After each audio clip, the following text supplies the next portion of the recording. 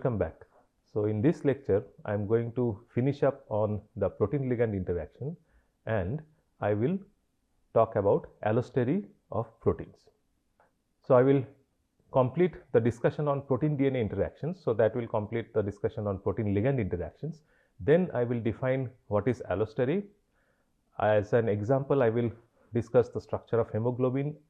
I will also discuss models of cooperativity and what are the roles that pH and BPG play in modulation of oxygen binding to hemoglobin. So we have already seen this in the previous lecture slide, that there are different types of protein ligand interactions. It can be protein small molecule interaction, it can be protein interaction like in case of hormone and cell receptors, or it can be protein DNA interaction. So we are going to focus mostly on this. Protein antigen interaction is also, antibody antigen interaction is also protein interaction. So today I am going to focus on these interactions where a protein interacts or binds DNA specifically, right? So it can also bind DNA non-specifically, but we are going to talk about specific binding.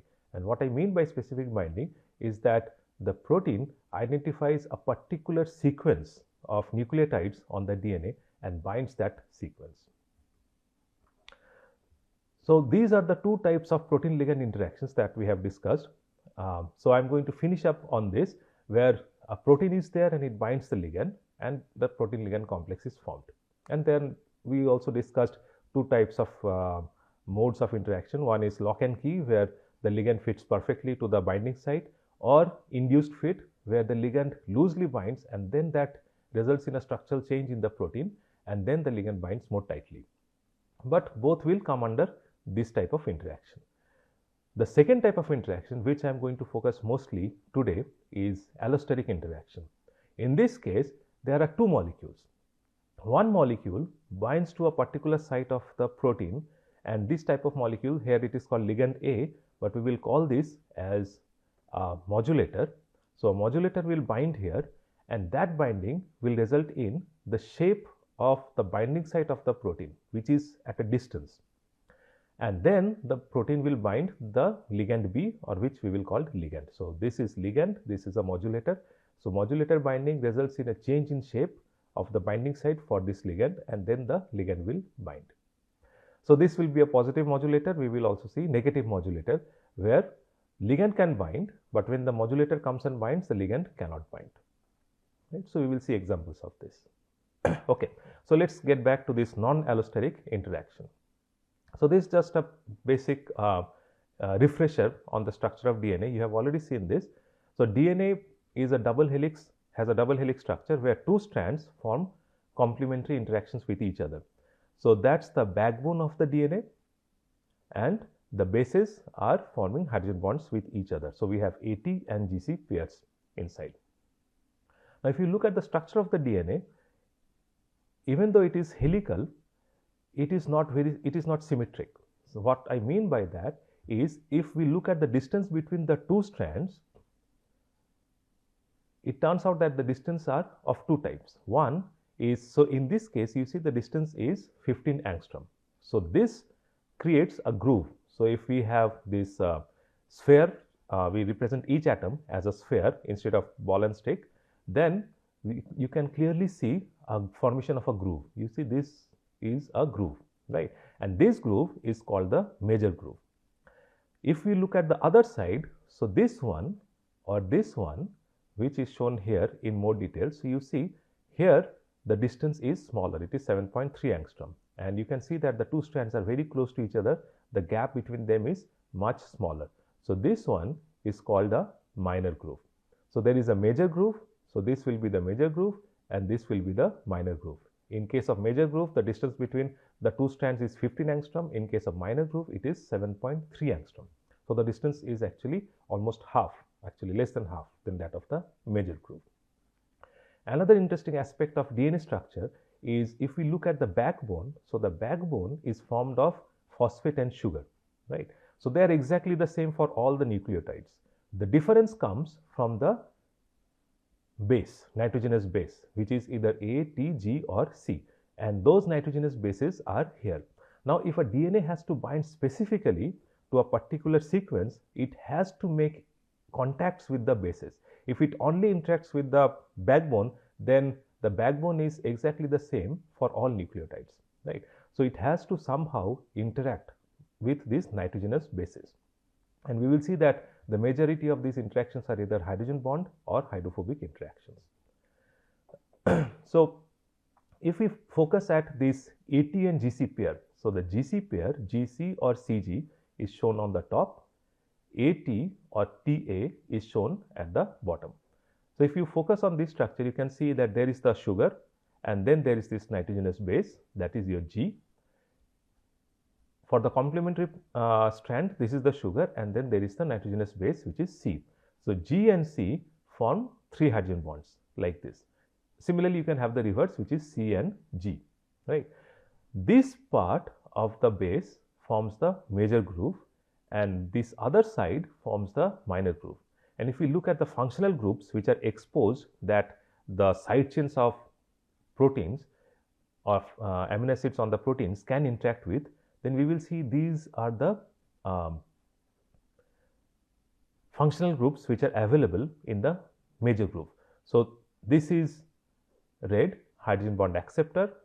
This is also hydrogen bond acceptor, which means that NH or OH type of groups from the amino acid side chains or even the backbone can interact with this. This is a hydrogen bond donor, so this can interact with oxygen or C double bond O kind of groups on the protein side chains or the backbone, right? This is just a hydrogen, so it can form some sort of hydrophobic interactions, right? Same is true for this. On the minor groove side, we see again 2 hydrogen bond acceptors and 1 hydrogen bond donor.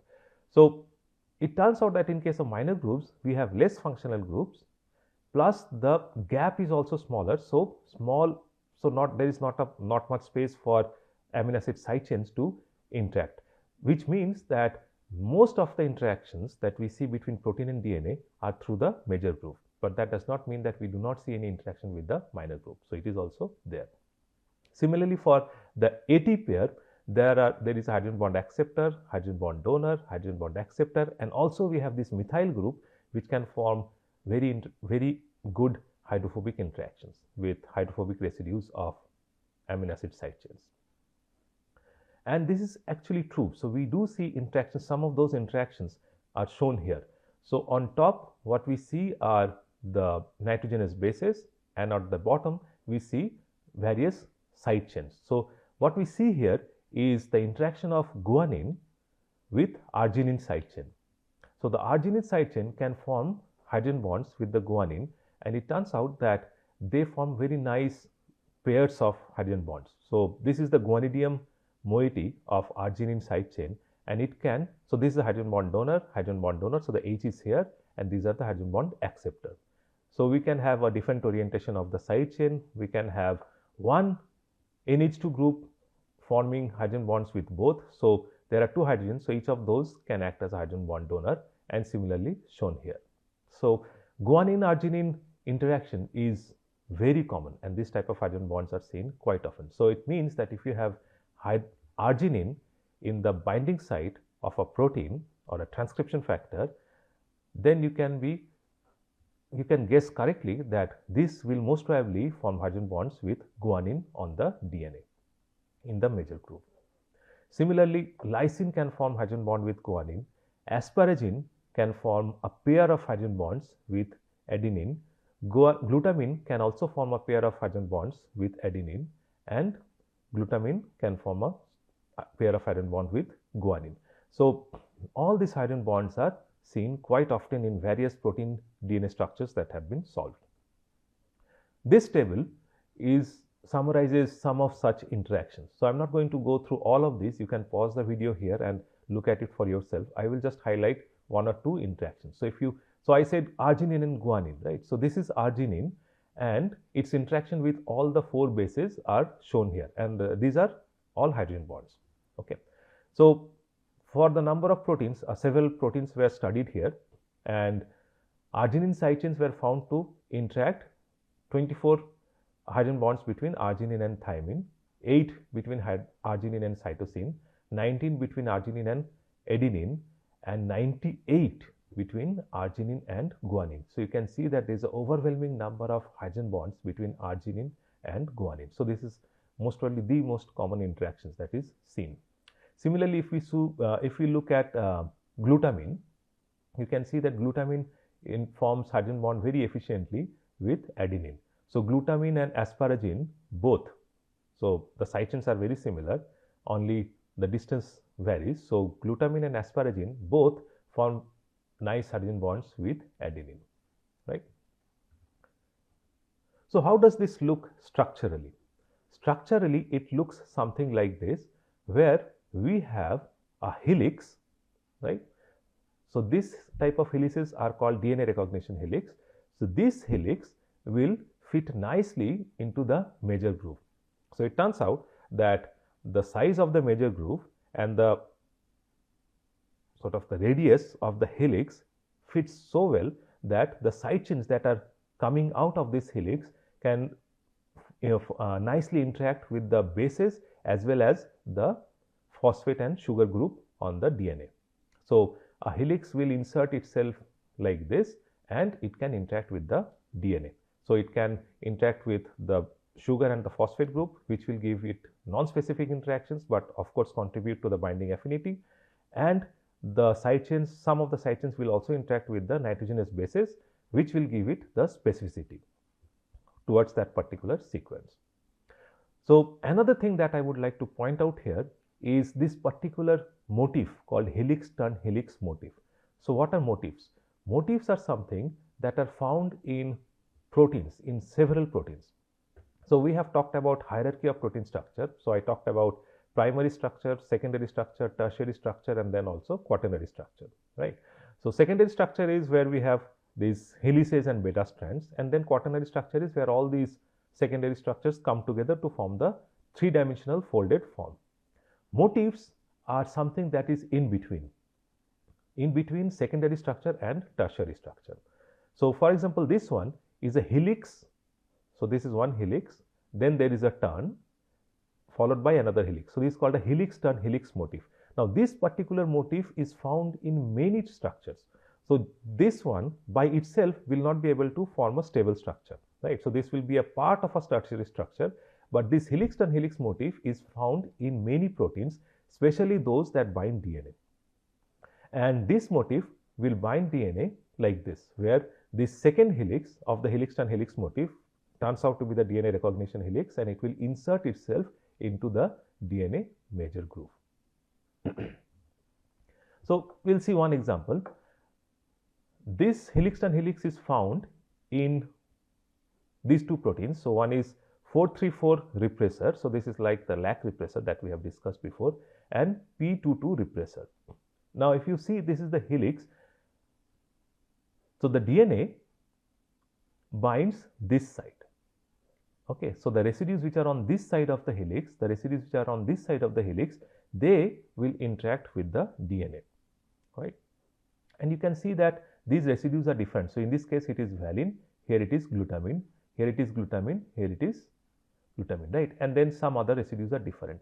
So depending on the residues which are on this half of the helix, they will interact with the DNA, and those interactions will determine what sequence this helix will recognize, which means that we can engineer these proteins by changing these residues which are on this side of the helix that interact with the DNA. This is exactly what was done. So a redesigned hybrid 434 repressor was formed, where these wild type residues were replaced by these residues. So you can see that this is changed by this valine, this is here, and then some of other residues like this glutamine is also changed by serine, and right, like so. So now when these changes have been made, so this asparagine is here instead of glutamine. So when these changes were made, so the overall tertiary structure is that of 434 repressor, but only these few amino acids were changed, which are coming from P22 repressor, and now this hybrid structure will bind the DNA for P22 repressor, not that of 434 repressor, right? So we have changed, or this was done. So these residues have been changed, which are towards the DNA, and that changes the specificity of the DNA binding for this particular protein. Okay. So, that concludes our non-allosteric interaction. So, we have seen how small molecules interact with proteins, how proteins interact with proteins, and how DNA interact with proteins, and they all have their unique principles, and we can use those, we understand those principles, and we can use those principles to modulate these type of interactions according to our need and benefit. The second one that I am going to talk about is allosteric interaction. So, in allosteric interaction, the protein will have two binding sites. In one site, the modulator will bind, and once it binds, it changes the shape of the protein. It can change the whole shape, or it can change only a particular part of the protein, right? So, shape or conformation, and once this change happens, now the substrate can bind. So, allosteric comes from Greek words allos, which means other, and stereos, which means solid or shape. So, allosteric proteins attain other shape. Okay. So, this other shape or conformation upon binding to molecules, which we call modulators. Now, we have already seen some examples. So, we have seen the example of the lac repressor. Allolactose is a modulator which binds lac repressor. It induces a change in the protein so that it cannot bind DNA.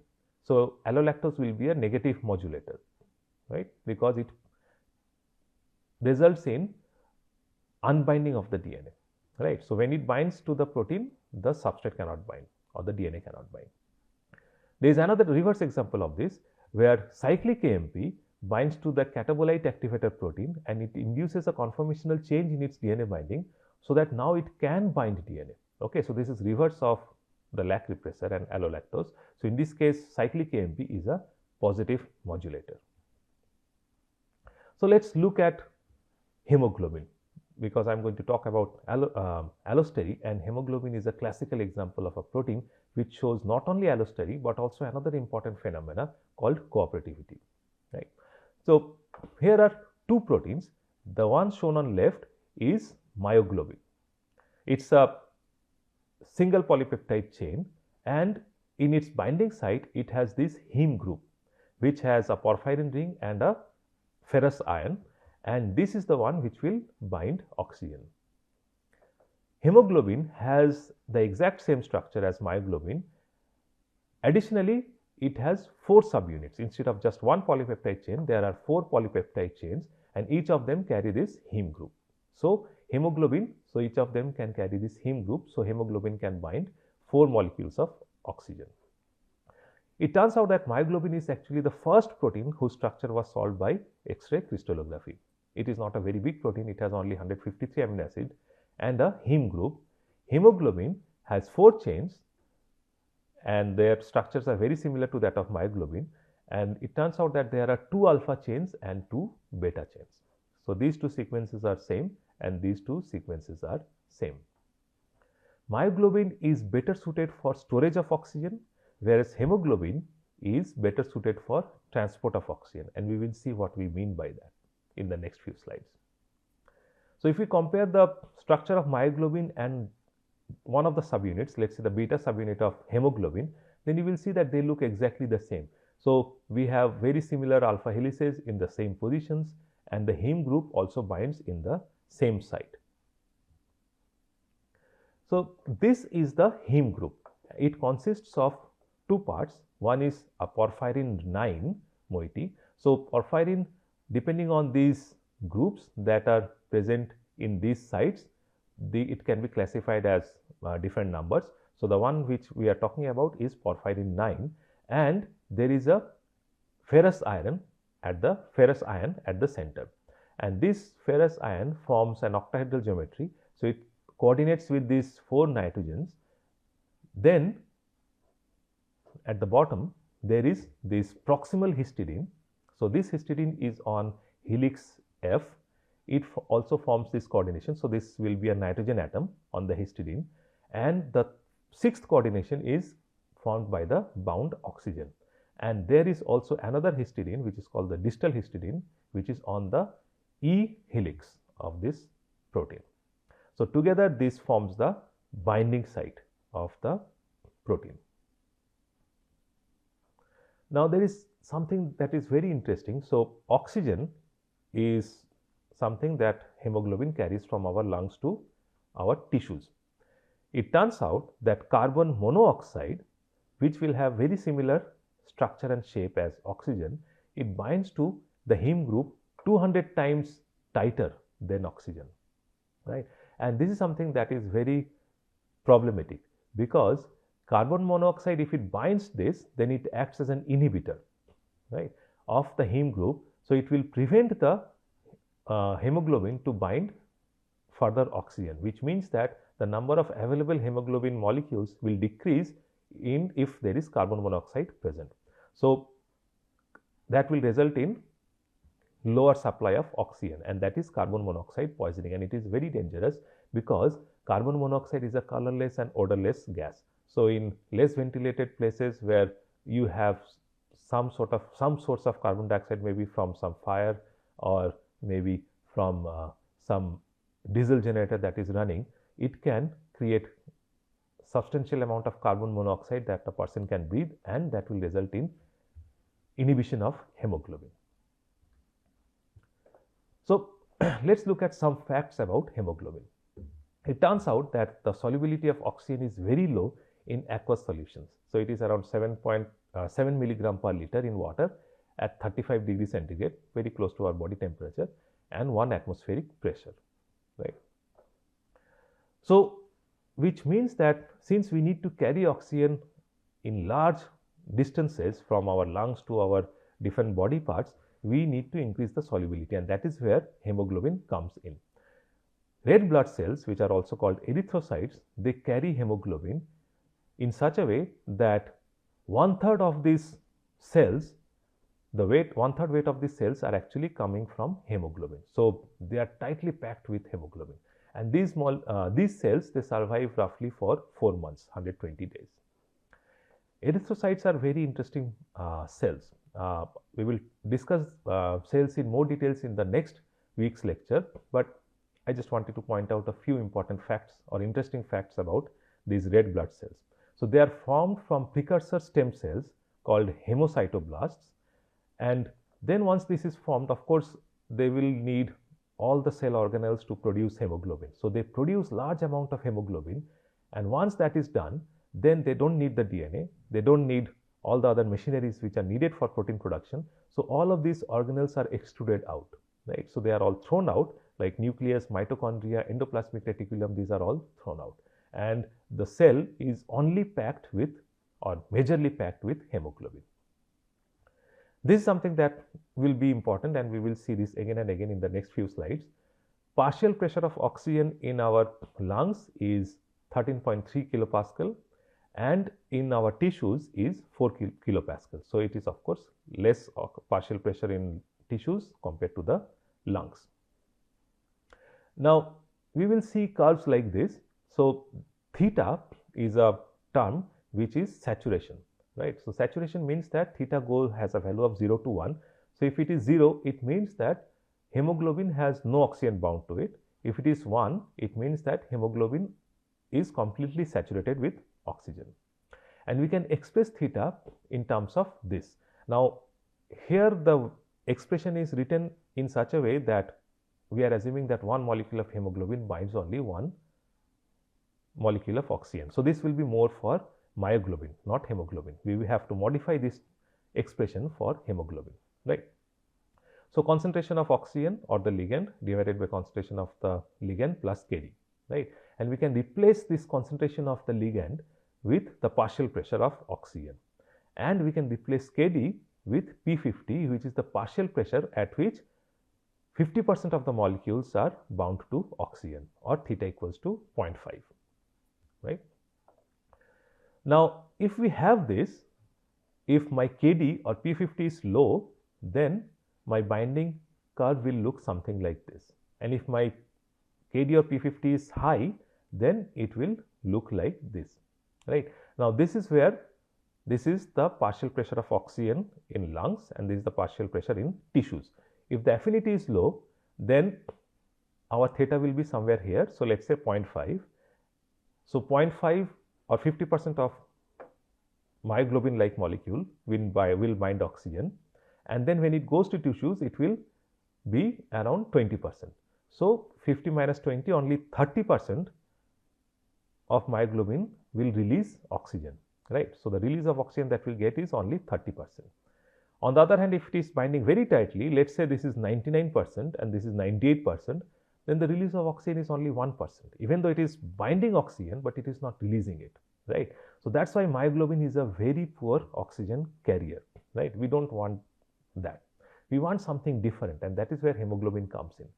Its binding curve does not look like this, which is a hyperbola, right. It looks like this sigmoid curve, right. So in the lungs, it binds oxygen, which is, let us say, around 98% saturation, and in the tissues it comes down to, let us say, 50%, right. So 98 minus 50, that is 48% of unloading of oxygen, right. So almost 50% of, as if 50% of hemoglobins are carrying oxygen between lungs and tissues, right. So this is much more efficient than these two. So how do we get that? This results from a particular phenomenon called cooperative binding of ligand, and cooperative binding of ligand arises when there is allosteric between multiple subunits of a protein. So just allosteric in a single polypeptide chain will not work. You need multiple subunits and you need allosteric between them so that there is cooperative binding, and when all of these things happen together, we get a sigmoidal response like this. So let us look at the hemoglobin structure again, and it turns out that hemoglobin actually has two different conformations, right. So this is one conformation which is referred to as the T state or the tense state, and this is another conformation which is referred to as the R state or the relaxed state. Hemoglobin has lower affinity for oxygen in the T state and higher affinity of oxygen in the R state. Also, oxygen binding shifts the equilibrium from the T state to the R state. So what is the difference between these two?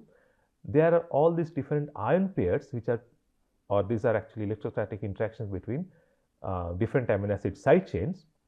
So these are present in the T state which are not there in the R state. Also you can see that this central portion is different, right. So structurally they are quite different, significantly different from each other. So how do we get this structural difference? It turns out that it is triggered by the binding of oxygen to the heme group. So in the absence of oxygen, so this is the deoxyhemoglobin, the porphyrin ring looks like this. It has a slightly bent structure, right, and then this proximal histidine is interacting to the iron. So in this case the iron is in a high spin state. When oxygen binds, it changes the iron to the low spin state, right, and this heme group flattens. So you see it is slightly bent, here it flattens, and that results in a tug on the proximal histidine which rotates, and this small change results in a change in the helix F, which results in bigger changes in the rest of the protein. So all these ion pairs are changed and the protein actually changes its conformation, right.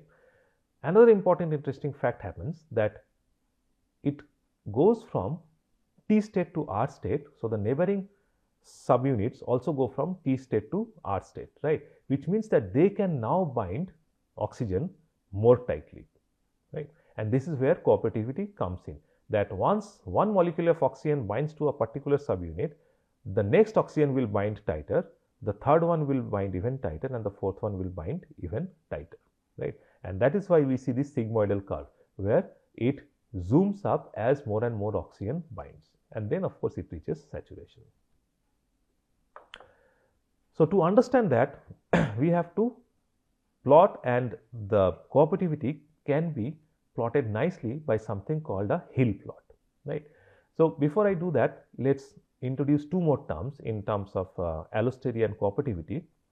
So we saw that in case of lac repressor and cap protein, that there is a modulator which results in the change in DNA binding affinity. So it is either allolactose for lac repressor or it is cyclic AMP for cap, right. So here the modulator is different from the ligand, and this type of interaction is called heterotropic interaction.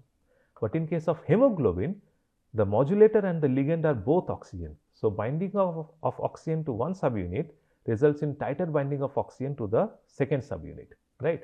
So here the ligand and the allosteric modulator are same. In this case, the interaction is called a homotropic interaction.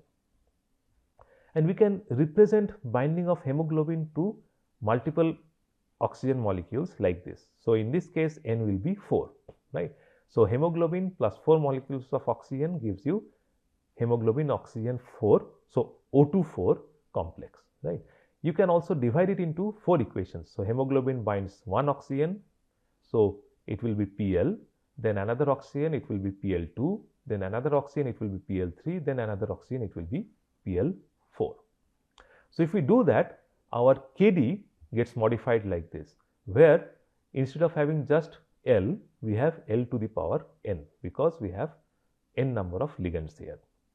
So it will be P times L times L times L times L. So L repeated 4 times.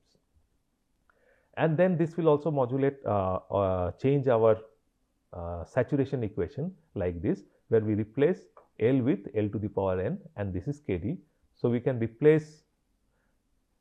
So now if I subtract 1 from this and then divide it by 1 minus theta, I can change this equation to look something like this. So theta by 1 minus theta equals to L to the power N divided by Kd.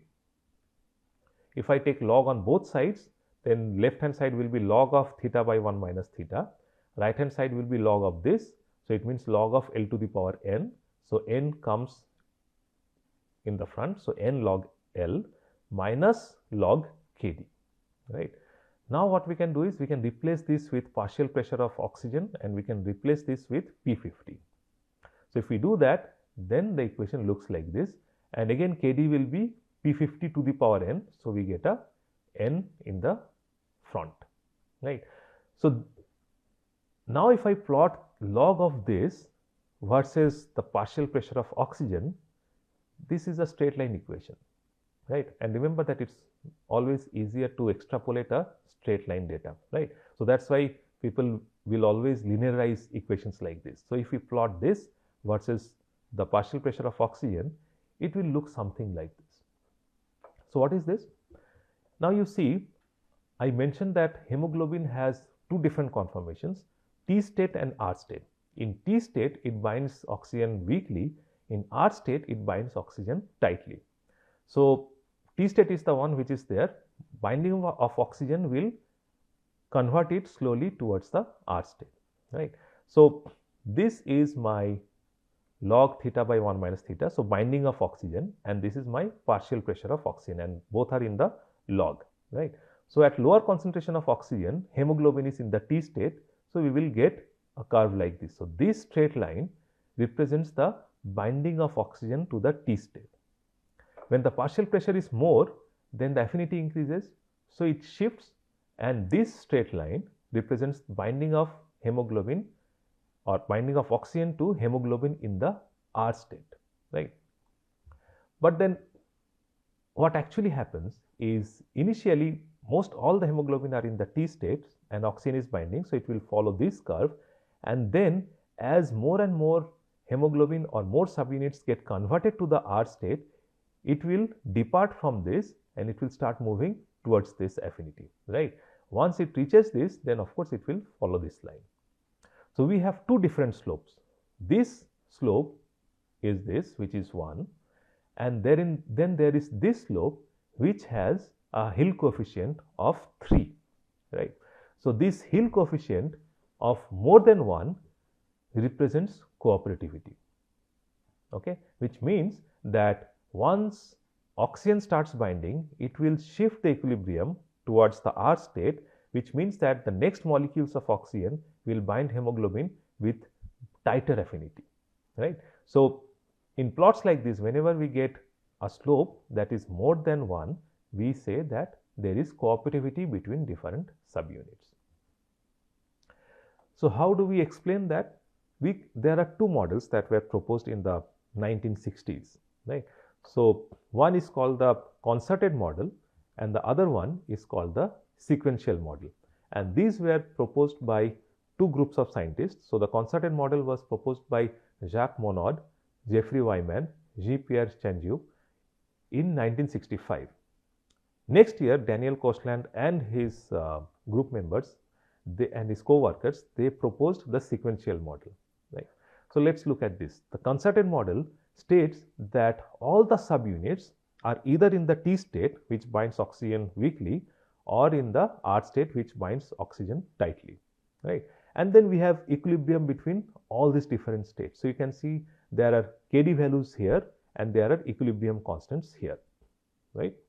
So as more and more oxygen binds, the equilibrium will be shifted towards this right hand side. So less molecules of hemoglobin will be in this state and more molecules of hemoglobin will be in this state. So in the free state, all will be in the T state, and when we reach saturation, all of them will be in the R state. Right? Sequential model says that all the subunits can be either in the T state or in the R state. Right? So the number of possibilities are of course much more. So again, in the free state, all of them are in the T, and when all the subunits are bound to oxygen, it will completely shift towards R, and there are all these different multiple paths by which it can start from here and reach here. But overall what happens is, as this T gets converted to R, your affinity will keep on increasing. So the equilibrium will keep on shifting from this left hand side towards the right hand side. Right? So there is more to oxygen binding to hemoglobin. It turns out that hemoglobin also carries back carbon dioxide from the tissues to the lungs. So in the tissues, carbon dioxide is formed and it can react with water to form this bicarbonate ion and protons, right? And this reaction is actually catalyzed by an enzyme called carbonic anhydrase, and this carbonic anhydrase is present in a lot of concentration in the erythrocytes or the red blood cells. So hemoglobin transports 40% of proton and 20% of carbon dioxide produced in the tissues to the lungs. So it is important to note that solubility of carbon dioxide is much more in water than that of oxygen. So the remainder of the proton that is produced is absorbed as bicarbonate in blood plasma, and it is carried through that. Remainder of carbon dioxide is transported as this bicarbonate. So 70% of it will be like this, and 20% will be and 7% will be dissolved carbon dioxide. Okay, so 20% is carried by hemoglobin. Now, because of this production of this hydrogen ion, the pH in the tissues is actually lower than that in the lungs, 7.2 versus 7.6, and it turns out that this lower pH and high concentration of carbon dioxide decreases oxygen affinity of hemoglobin in the tissues compared to that in the lungs. That is what I am saying here. So this influence of pH and carbon dioxide on hemoglobin binding to oxygen is called Bohr effect. So Bohr effect was first described by Christian Bohr in 1904, and he turns out to be the father of the famous physicist Niels Bohr.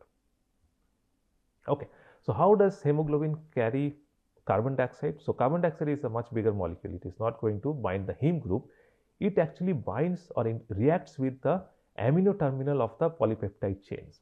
So this is the free NH2 group of the polypeptide chain, the N terminus. Carbon dioxide can react with it to form this type of carbamino terminal. Okay, so now this results in the changing of this ion pair interactions. So it actually stabilizes the T state, right? So if it stabilizes the T state, what happens? Affinity of oxygen binding will decrease. So let's look at this.